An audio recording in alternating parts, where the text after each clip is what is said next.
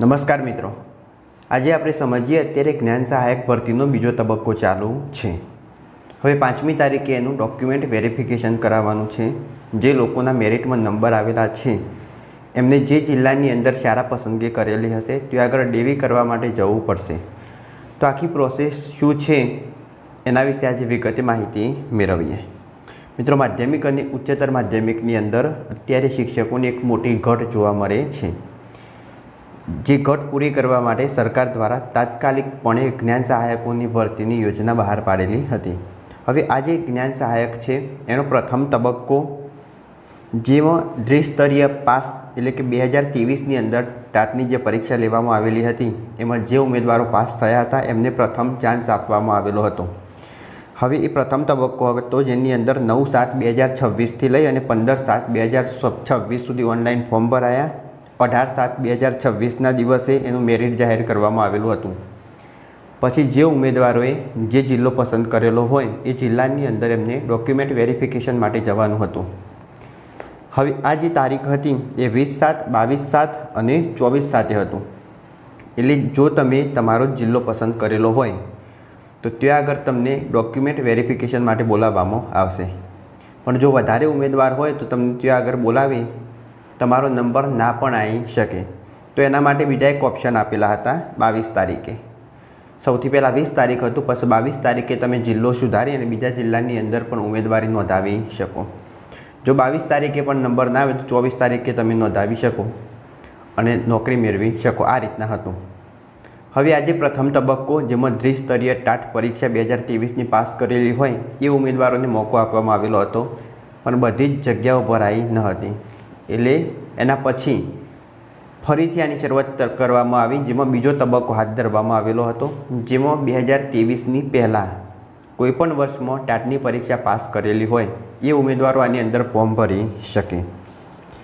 એના ફોર્મ ભરવાની તારીખ 24/7/2026થી 30/7/2026 સુધીની હતી, જેનું મેરિટ 3/8/2026ના દિવસે બહાર પાડવામાં આવ્યું। તમે બધા જ્ઞાન સહાયકની વેબસાઇટ પર જઈ અને મેરિટ જોયું હશે, જેમાં તમારું નામ હોય તો અમે આગામી 5/8/2026ના દિવસે ડોક્યુમેન્ટ વેરિફિકેશન માટે જવાનું રહેશે। મિત્રો, હવે ધ્યાન શું રાખવું, તો જ્યારે તમે ડોક્યુમેન્ટ વેરિફિકેશન માટે જાઓ તો તમે જે ડોક્યુમેન્ટ અપલોડ કરેલા હોય એ જ ડોક્યુમેન્ટ ઓરિજિનલ અને એની ઝેરોક્સ સાથે લઈ જવાની રહેશે। હવે અહીં આગળ તમે જે ડિગ્રી કરેલી હોય, BSc હોય, MSc અને B.Ed, તો આ ત્રણેયનું ડિગ્રી સર્ટી જોશે, છેલ્લા સેમની માર્કશીટ જોશે અને B.Edમાં NCTA માન્ય કોલેજનું સર્ટી જોશે। જો તમે અપલોડ કરેલું હશે તો ફરજિયાત સાથે લઈ જવાનું રહેશે। હવે ડોક્યુમેન્ટ વેરિફિકેશનની તારીખ 5/8, એના પછી 7/8 અને 10/8 આ પ્રમાણે 3 તારીખો છે। 5/8 એ તમે પહેલાં જે જિલ્લો ફોર્મ ભરતા સમયે સિલેક્ટ કરેલો હશે એ જિલ્લાની અંદર તમારે ડીવી માટે જવાનું થશે। હવે જો તમારા વિષયની અંદર એ જિલ્લામાં જગ્યાઓ ના હોય તો ત્યાં આગળ તમને જ્ઞાન સહાયકનો ઓર્ડર મળશે નહીં। એટલે એ દિવસે રાત્રે તમારે ઘરે આવીને શું કરવાનું, જ્ઞાન સહાયકની વેબસાઇટ ઉપર જે જિલ્લો સિલેક્ટ કર્યો હોય જિલ્લો બદલવાનો, માત્ર જિલ્લો બદલવાનો રહેશે। એમાં બીજી કોઈ પણ વિગત બદલવાની રહેશે નહીં અને બદલાશે પણ નહીં। માત્ર જિલ્લો સિલેક્ટ કરવાનો હશે, જિલ્લો બીજો બદલી દેવાનો। હવે જિલ્લો બદલતા સમયે શું ધ્યાન રાખવાનું, તો જો આગળ વધારે જગ્યાઓ હોય એ જિલ્લો પસંદ કરવો। મિત્રો, અત્યારે સમજીએ ને આપણે, તમે સૌપ્રથમ તમારો જિલ્લો પસંદ કરેલો હશે। હવે એ જિલ્લામાં પણ ઘણા બધા ઉમેદવારોએ ઉમેદવારી નોંધાવી હશે, એટલે ત્યાં તમને જોબ મળી નહીં। તો હવે એ બધા બાકી વધેલા જે લોકો હશે ઉમેદવારો, એ તમે બીજા જિલ્લામાં જશો તો એ જ જિલ્લામાં આવશે। એટલે તમારે શું કરવાનું, તો 100% જો તમારે જ્ઞાન સહાયકની અંદર ફરજ બજાવવી હોય તો શરૂઆતથી જ બીજા નંબરે દૂરનો જિલ્લો પસંદ કરવાનો। આ વાત મારી ખાસ યાદ રાખજો, જો નોકરી કરવી જ હોય તો દૂરનો જિલ્લો પસંદ કરજો કે ત્યાં આગળ ઓછા ઉમેદવાર હોય તો તમારો ચાન્સ આવવાનો, તમારો નંબર આવવાનો ચાન્સ વધી જશે। એટલે શરૂઆતથી જ બીજા નંબરે દૂરનો જિલ્લો પસંદ કરજો। સાથે જગ્યાઓ પણ જોવાની, જે વેબસાઇટ ઉપર મૂકેલી છે કે કેટલી જગ્યાઓ છે તમારા વિષયની અંદર, એ વિષય પ્રમાણે તમારે જિલ્લો પસંદ કરવો અને ત્યાં આગળ ડીવી માટે જવું।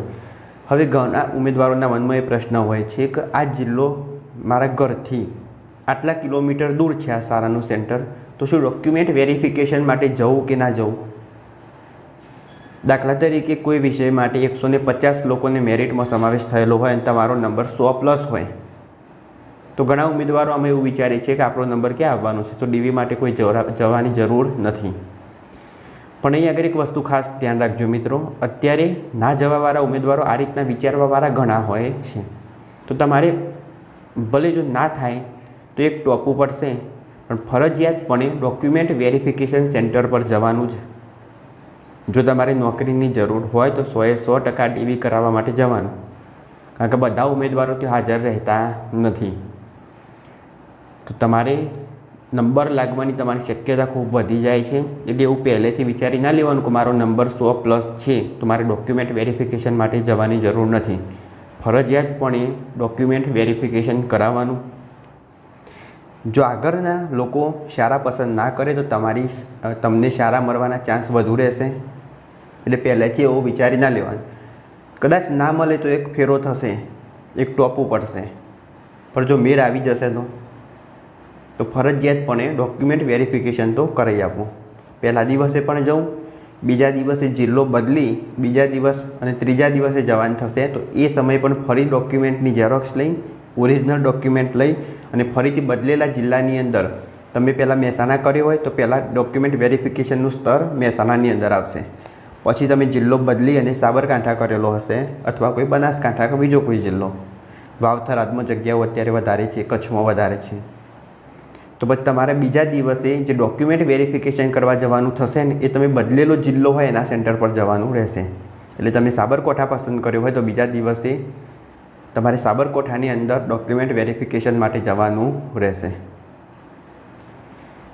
હવે ઘણા ઉમેદવારો આવતા નથી એટલે તમારે ફરજિયાત જવું જો નોકરીની જરૂર હોય તો. સૌથી પહેલાં 5મી તારીખે તમારે જવાનું થશે ડીવી માટે. નંબર ના આવે તો જિલ્લો સાંજે આવીને બદલી નાખજો. બીજા દિવસે સાંજ સુધી સમય મળશે અને ત્રીજા દિવસે તમારે જવાનું. ફરીથી જો એ દિવસે પણ ના આવે તો એના પછી પણ એક ચાન્સ મળશે, એમાં ફરી જિલ્લો બદલી દેવાનો અને ફરીથી ડોક્યુમેન્ટ વેરિફિકેશન માટે જવાનું. 3 ટ્રાય છે તો પૂરેપૂરો આનો ઉપયોગ કરવાનો. ક્યાંક ને ક્યાંક તમારો નંબર લાગવાની સંભાવના રહેશે. હવે આની પગારની વાત કરીએ તો માધ્યમિકની અંદર 24,000, ઉચ્ચતર માધ્યમિકની અંદર 26,000 જેટલો પગાર આપવામાં આવે છે. ડોક્યુમેન્ટ તો આપણે ચર્ચા કરી જ કે જે તમે અપલોડ કરેલા હોય એ બધા જ ડોક્યુમેન્ટ જેની ઝેરોક્સ અને ઓરિજિનલ ડોક્યુમેન્ટ સાથે લઈ જવાના રહેશે. તો આ હતી માધ્યમિક અને ઉચ્ચતર માધ્યમિકમાં જ્ઞાન સહાયકની ભરતી વિશે માહિતી. અત્યારે વાત કરીએ હવે તો પ્રાથમિકની અંદર પણ જ્ઞાન સહાયકની ભરતી ચાલુ છે. ઇંગ્લિશ જેવા ઘણા બધા વિષયો છે કે જેની અંદર પૂરતા ઉમેદવારો મળ્યા નથી. તો અંગ્રેજી વિષયમાં જ્ઞાન સહાયકોની ભરતી અત્યારે ચાલુ છે. ધોરણ 5 થી 8ની અંદર 11 મહિનાના કરાર આધારિત.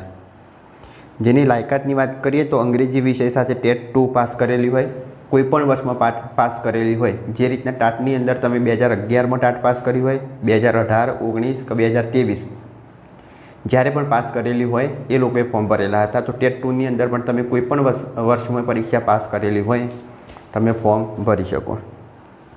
વય મર્યાદાની વાત કરીએ તો 48 વર્ષ. ફોર્મ ભરવાની તારીખની વાત કરીશું તો 4/8/2026થી 10/8/2026 સુધી તમે આની અંદર ફોર્મ ભરી શકો. જેની મેરિટ 12/8/2026ના દિવસે આવશે અને ડોક્યુમેન્ટ વેરિફિકેશન માટે 17/8/2026 સોમવારના દિવસે જવાનું રહેશે. અને પ્રાથમિકની અંદર આપણે પગાર જાણીએ છીએ કે 21,000 રૂપિયા પ્રતિ માસનો પગાર હોય છે. તો અત્યારે પ્રાથમિકની અંદર માત્ર અંગ્રેજી વિષય માટે જ્ઞાન સહાયકોની ભરતી માટેની પ્રક્રિયા શરૂ કરવામાં આવેલી છે. અને માધ્યમિક અને ઉચ્ચતર માધ્યમિકની અંદર તો શરૂ જ છે. 5 તારીખે તમારે ડીવી માટે પ્રથમવાર જવાનું થશે, પછી 7 તારીખે ને પછી 10 તારીખે ડીવી માટે જવાનું થશે. મિત્રો ધ્યાન રાખજો, આની અંદર જો તમે દૂરનો જિલ્લો પસંદ ના કરો તો આના પછી પણ જો જગ્યાઓ વધશે તો ત્રીજો રાઉન્ડ આવશે.